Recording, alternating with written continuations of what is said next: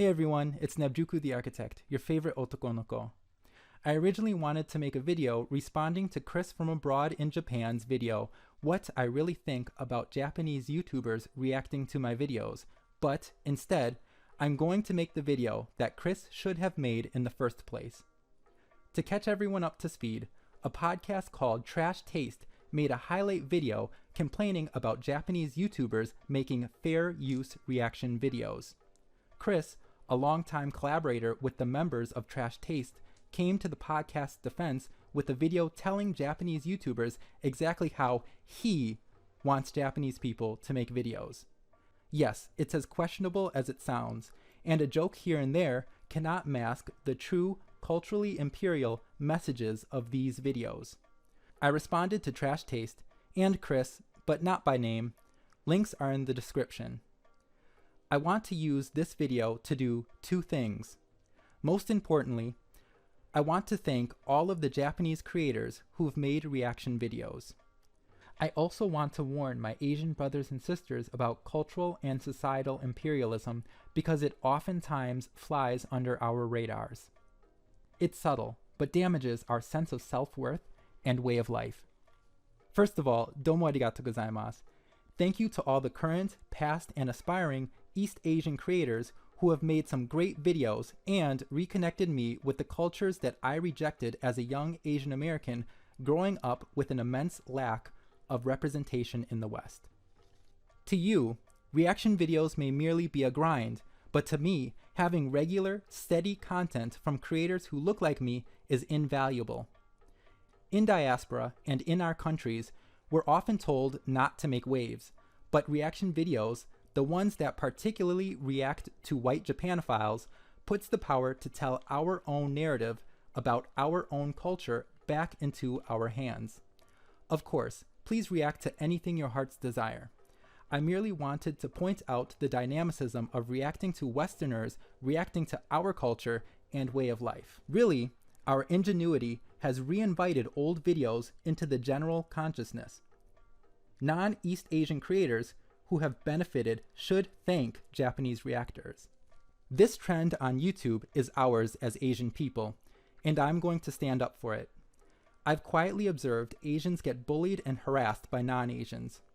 Sometimes the Asian creators never return because in the English-speaking world, where we Asians speak this language as a survival tactic and not an aesthetic, we are the minority.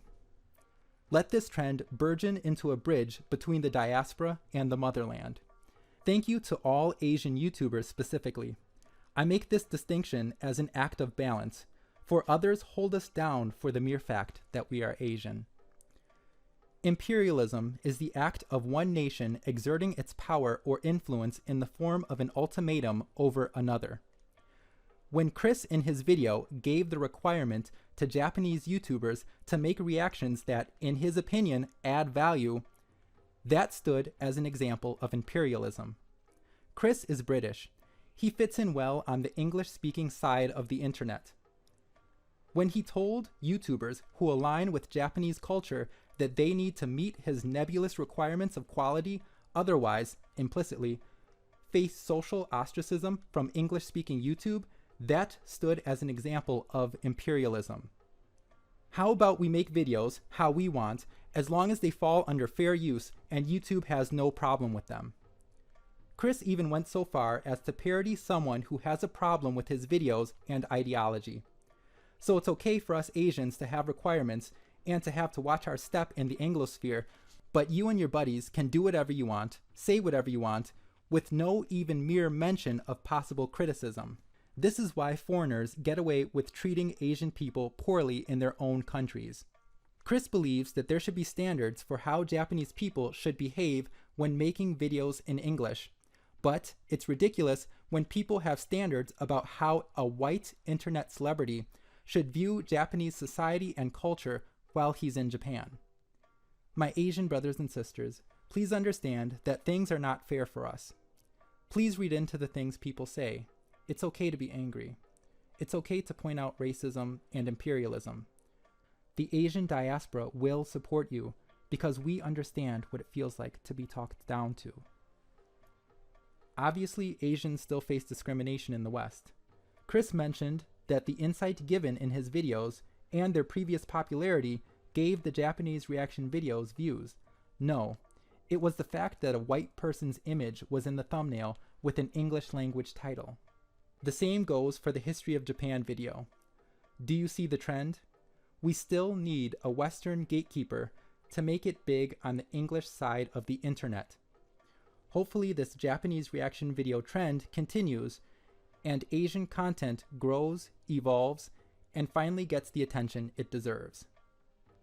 Please continue making any content your heart desires, Japanese creators. I love you guys. Thank you for watching. Good luck, Asian and Asian diaspora creators. Mata arigato.